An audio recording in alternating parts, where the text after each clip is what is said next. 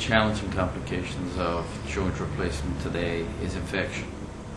And periprotésica infection is now the #1 cause of failures of total knee replacements, and it's close #3 cause of failure after total hip replacements.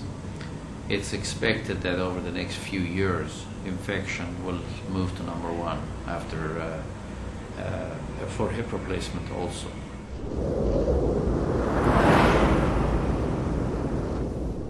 And we looked at our own infection rates by MRSA.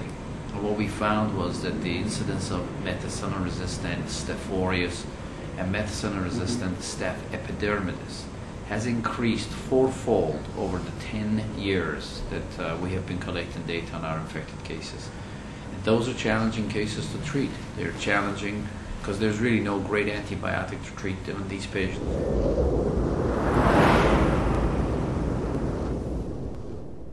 One issue that is being evaluated at the moment right now is so-called decolonization program.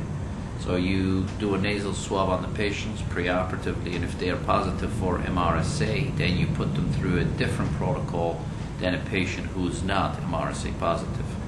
And the protocol, the decolonization, in brief, I don't want to go through the extent, in brief, it involves giving 2 weeks of nasal mepiricin or an antibiotic of some sort until they decolonize, giving them the appropriate antibiotic during the surgery to cover them, and then post-operatively isolating them on the ward until they leave the hospital.